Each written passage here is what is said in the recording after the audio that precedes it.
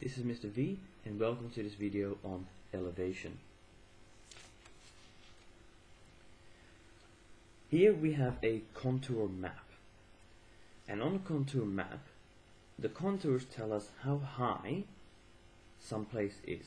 So everything that's on this line is 60 meters above sea level. Everything on this line is 140 meters above sea level. We're also given the heights of the peaks. So we have a peak here of 168. But what do you do when you're not on a contour? For example, our boar and our hut, they're both in between contours.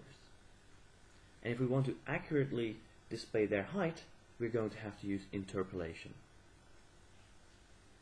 So for interpolation, the rule that we use is the height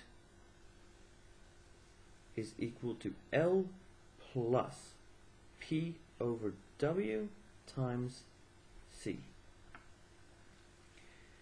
L is the lower boundary. P is the distance to the point. W is the distance to the next contour. And C, lastly, is the contour interval. Let's start by figuring out what the easy one is, the contour interval. So the contour interval for a map is simply the difference in height between any two contours. And it's the same all over the map. So you can pick any two.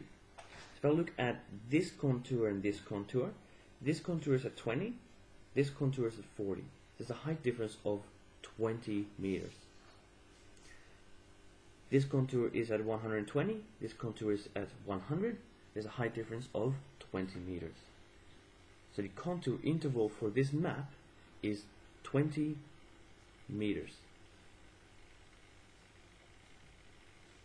Okay, let's say we are trying to find the height of the boar, which is there.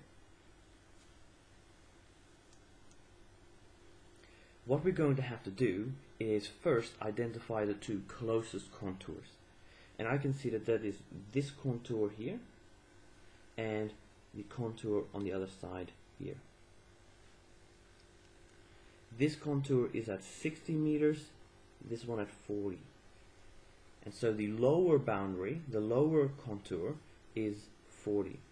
So L is going to be 40 meters. Here comes the tricky part. P, the distance to the point, is going to be the distance from our lower contour up to our point, which in our case is the boar. So using my ruler, I can measure this and I can tell that that is around about 0.5 centimeters. W is the distance to the next contour. So we're going to measure from this contour up to the next one. And if I'm measuring this, I can read that off to be, that looks to be 2.4. So W is 2.4 centimeters. Now you may think here we need to change this and this value, we need to scale that to real life. But it turns out we don't.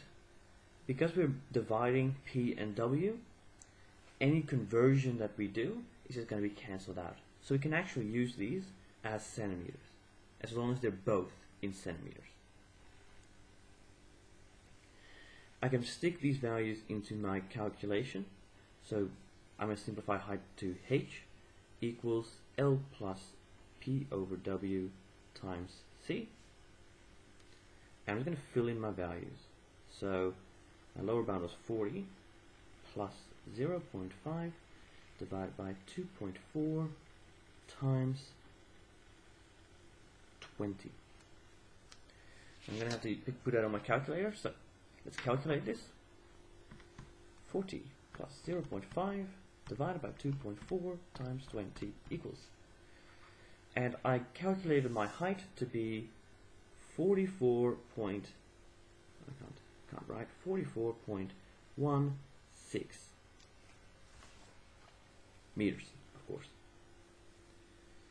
So the height of the bore is 44.16 meters. And that is how you can obtain the elevation by using interpolation.